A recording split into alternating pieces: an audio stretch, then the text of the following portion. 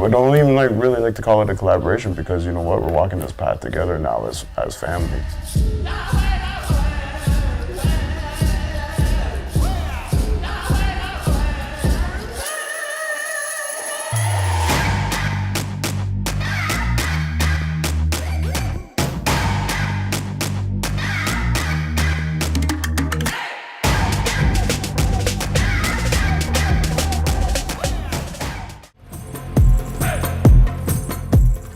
My legal name is Joel Allen Richardson, for now. What kind of artist? I guess I'm a multidisciplinary artist. Started as a portrait painter, started adding video, and then projection, and then installation, and then performance. My name to creation is Whistling Eagle Man, go by Migize. Also, another name I carry is George Najuan. My discipline within art would be a painter, but I'm also known as like a visual storyteller.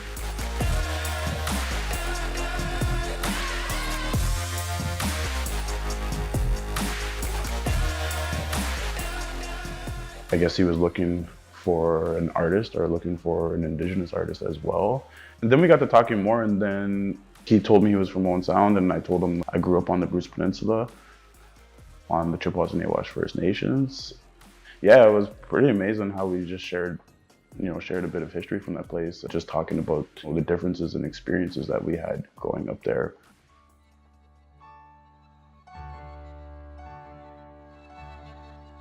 The Betwixt Between project was so huge. In the first 2 years, we couldn't even describe it to people.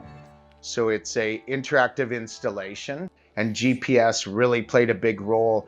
So all the story points were tied to locations, and that was reflected in the maps on the floor, the maps on the walls, these big tacks, and then we created a smartphone app to interact with it. But at the heart of it was this story of this friendship between Tom Thompson and George Najuan that took place 100 years ago.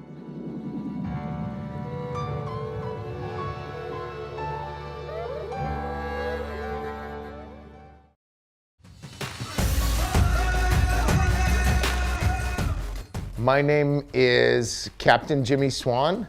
Naveau, Ani, Commander George Najuan, Indigenous, Neyaashiinigmiing, Neyaashiinigmiing. I'm a captain at Time Travel Collective and the Neyaashiinigmiing International Time Portal 2057.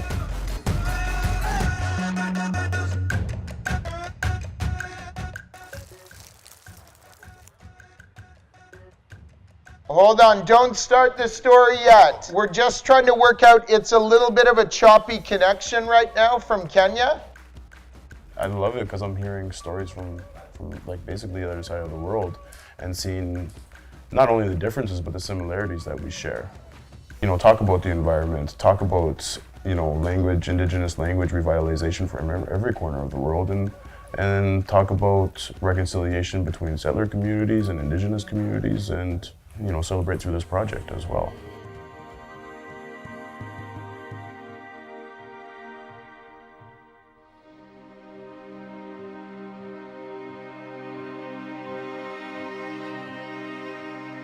We're in my parents' house. This is the house I grew up in, basically. Niall's family, like his ancestors, were in Owen Sound in 1857 when that treaty pushed them out. My family on my mom's side is United Empire Loyalists.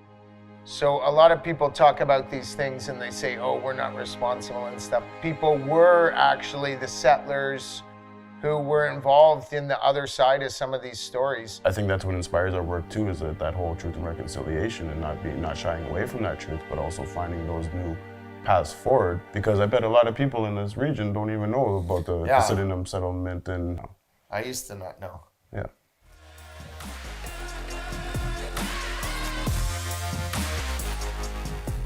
I think it has to be on the basis of true friendship, coming together as community members, you know, treating each other with respect, with love, with truth, with kindness, with humility, with wisdom, facing problems with courage together. I've been trying to learn to listen more and more. Listening, I think, is a huge part of a good collaboration. honest and sincere communication, but also being there for one another. We don't even really like to call it a collaboration because you know what, we're walking this path together now as family.